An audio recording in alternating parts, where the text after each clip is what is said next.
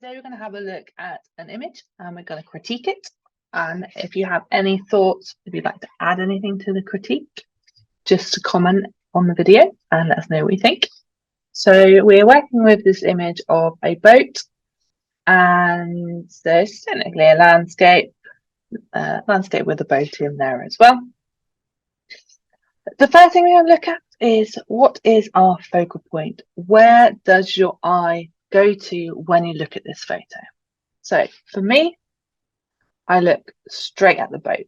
And the reason for that is because the boat is sharp. If we zoom in, so we're using Photoshop, this is a CC version of Photoshop.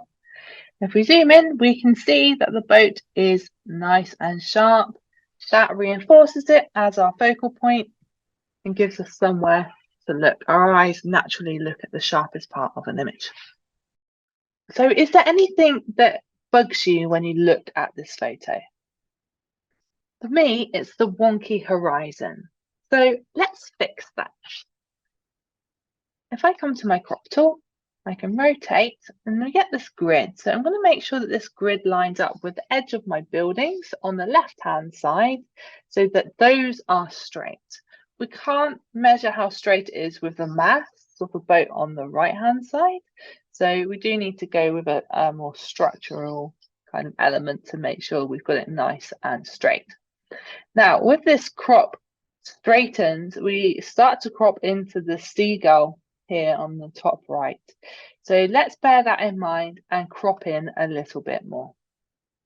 Okay. So now I'm going to look at this photo and think, is there a way I can crop it to make the photo better in terms of composition? So this grid that we see on the screen is called the rule of thirds grid. And the intersecting points are good for you to use to position your subject below it. Okay, so if your subject is under the intersecting points, it's good for your composition.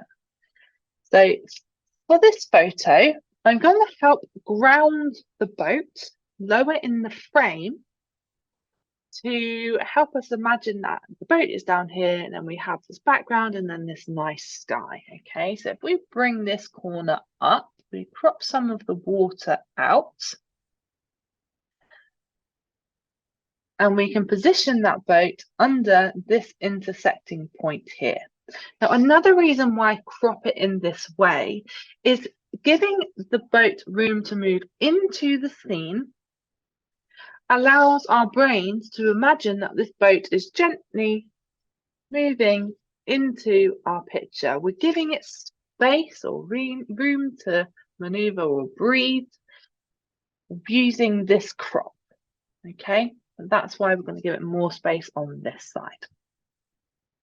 Have a look at the edges of the frame. So where you crop is quite important. We wouldn't want to crop halfway between this boat because it's quite bright and it will draw our eye over. So it's important to include all of that boat if we're going to do that.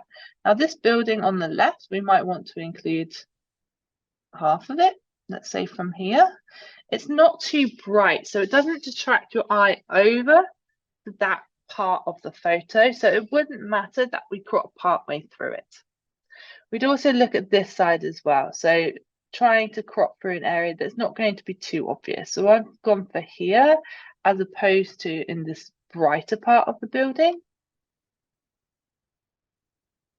And that's just gonna not give us something too bright to drag the eye over that way.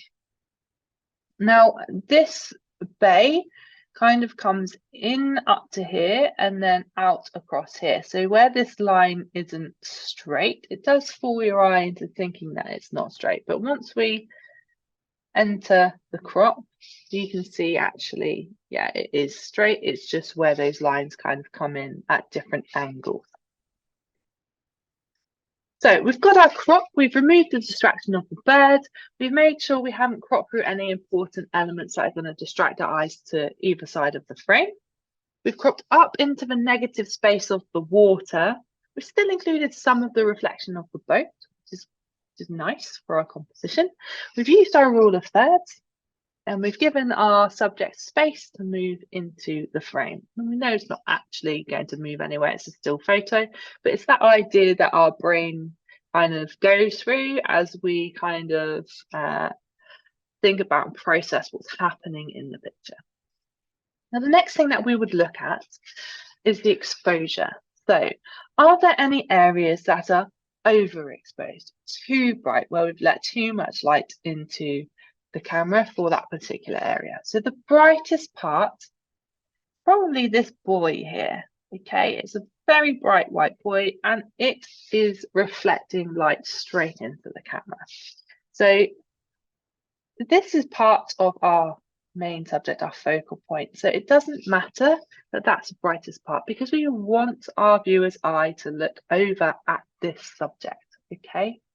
Now we could tone that highlight down. Best way to do that is using Lightroom. But for now, I'm not going to worry about it. Then we're going to look at where's the darkest part of our image. Now the darkest part, again, our eyes like contrast. So we look for light and dark, especially when they're close together. So the darkest part of the image is probably up under here, followed by a bit of shadow here, maybe some shadow in the background. We've got this navy blue of the ferry behind, and we've got these shadows under here. So being aware of where those bright and dark areas are will help you understand where your viewer's eye is going to be drawn to. And for this photo, those bright and dark areas are within our focal point, within our subject. So that's good. That's where we want our viewer's eyes to be going. Okay, if they were elsewhere, say this boat on the left was the brightest, we could tone down those highlights again using Lightroom and the highlight slider. More information on Lightroom or editing in Photoshop, just message me directly or leave a comment below saying you're interested in a further lesson, and we can book you in for a one-to-one, or I can share some videos with you depending on what you need. Okay. So back to critique, what else can we look at? Let's look at colours. So have we got any colours in here that distract your eye, that drag you away from our main focal point? Well, no, not really. The main colour that is different in the scene, maybe this red strip in the background, but it's so small that it's not really drawing your eye away. So I'm not going to worry too much about this red. We've got a lot of nice harmonious kind of colours in here. We've got our orange, our whites and our greens in the background. They cover the whole of our background from left to right. We know that that's helping set the scene, gives us an idea of where the photo was taken, the kind of culture and those kind of the building materials that were used. Those colours are pretty consistent throughout the picture, which means that no one of those roofs is going to draw our eye over to it specifically. Okay. When we look at the boat, we've got this blue colour, this bold blue, probably this blue and this orange are the boldest colours in our picture, but they belong to our subject, our focal point, which is excellent because that's where we want our viewer's eye drawn to when they look at the picture. Anything else we can look at? Are there any other distractions in here where your eye is drawn one way or another? Now, we could be really pedantic and say this yellow thing here draws our eye. We could remove that if we wanted to. This white buoy here, they're probably both boys. We could remove that as well if we wanted to. I'm not overly worried about that though, because our subject is so prominent in the frame. It's the closest thing to the picture that isn't the sea, and it's nice and clear. It's nice and obviously our focal point. So we've looked at exposure, we've looked at sharpness, we've looked at the rule of thirds, so our composition. We've looked at our brightest point of the picture, our darkest point of the picture, any distracting colours, any other distractions that we need to consider, and we've looked at how straight our photo is.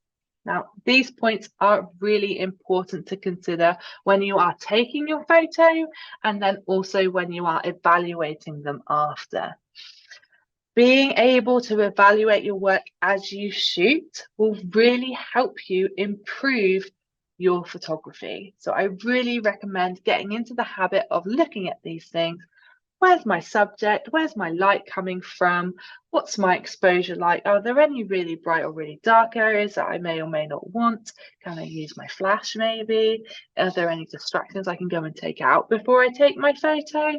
That sort of thing, that way of thinking is going to help you improve your photography before you even press your shutter button. Okay. I hope this has been helpful. If you have any questions or you want to add anything, pop your questions in the comments, or you can message me directly if it's something you don't want to share with everybody. Thanks for watching, and I'll see you soon.